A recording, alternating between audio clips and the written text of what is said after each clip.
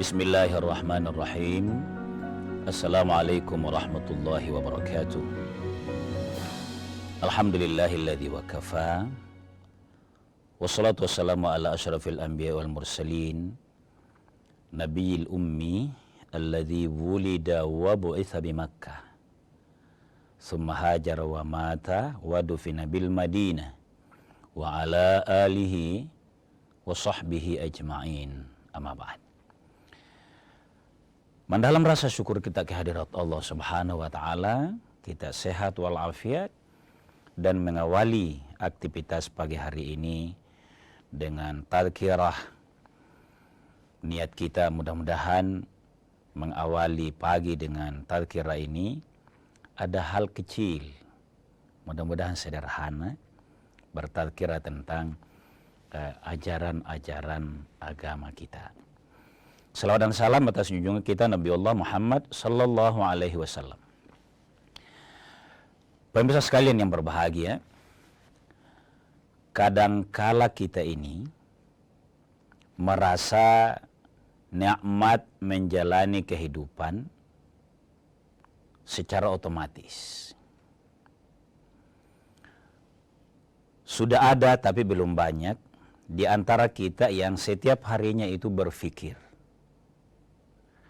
bagaimana menyikapi perkembangan hidup ini dari segi tuntutan kerja atau profesi, tapi sekaligus memikirkan bagaimana ajaran agama juga berkembang bagi generasi kita sesuai dengan zamannya.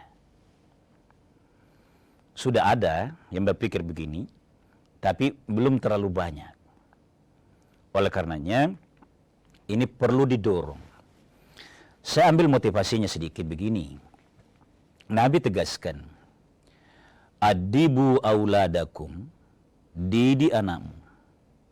Fa innahum makhluquna, karena sesungguhnya mereka itu diciptakan. Li zamanin, untuk sebuah zaman yang ghaira zamanikum, yang bukan eramu. Jadi perlu ada upaya, bukan memaksakan pola. Kalau kita pintar, ilmu kita sesuai dengan waktu kita belajar dulu mau diterapkan hari ini, tapi harus kita mengerti apa kecenderungannya ke depan.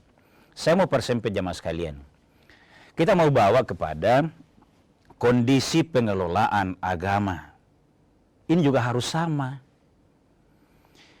Tantangan kita ke depan adalah, dan itu terbukti baik di Indonesia maupun di dunia barat, betapa harusnya semakin baik, semakin ramah pelayanan keagamaan kita kepada umat. Pada saat membahas tentang wakaf, saya sampaikan betapa urgensinya, bagaimana pentingnya agar layanan mendasar di masyarakat makin dekat dengan masyarakat itu sendiri, maka lembaganya bernama masjid. Kenapa? Karena salah satu yang memudahkan seseorang menjalankan ajaran agamanya, kalau apa yang ia mau lakukan itu siap lembaganya. Pada saat tema wakaf diangkat, maka di sana butuh ada yang namanya nadhir. Apa itu nadhir? Pengelola. Dari bahasa Arab begini. Nadhir wakaf itu asalnya dari sini. Nadhara yang zurun, nadhoran, nadhirun. Nadhir itu memandang, bukan hanya melihat, bukan hanya lihat begini nih. Bukan hanya memandang begitu itu. Tapi dia mengawasi. Jadi dia mengamati, mengawasi, dan menyimpulkan bahwa harus dikelola seperti ini. Maka hari ini, nadhir itu kalau dibawa ke dalam pengertian bahasa Indonesia, bukan pengawas tapi dia pengelola. Terutama dalam hal wakaf.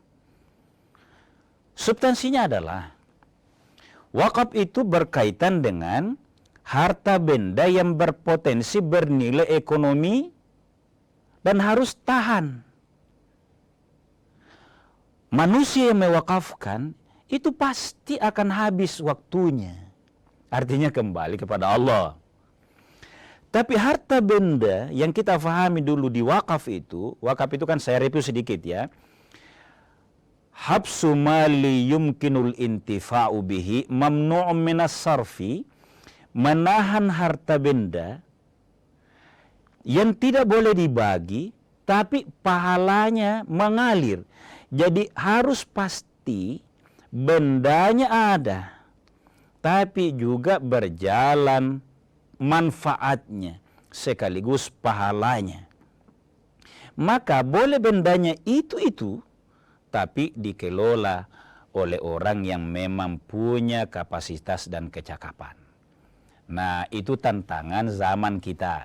Nah, makanya pagi hari ini kita coba sebut urgensi nadhir dalam wakaf. Ini penting pemirsa sekalian yang dimuliakan oleh Allah Subhanahu wa taala. Jadi pengelolaan milik bersama. Apa yang dahulu itu bagi orang tua kita, kan kita mendengarkan begini ya, betapa tulus, betapa ikhlasnya, betapa syukurnya ayah, ibu, nenek, kakek kita, orang tua kita dulu mewakafkan sebagian hartanya untuk jadi masjid, untuk jadi musola. Niat yang ikhlas dan tulus ini dalam rangka syukur kepada Allah dan mendekatkan diri kepada Allah, itu harus dimaknai ke hari ini. Kalau orang tua kita dulu saling percaya cukup dengan lisan, cukup dengan komitmen kalbu, maka dibawa ke era sekarang yang saya katakan menjadi tantangan tersendiri. Tantangannya dua. Tantangannya, tanah yang diwakafkan, nilai ekonominya sekarang bukan hebat, tapi luar biasa.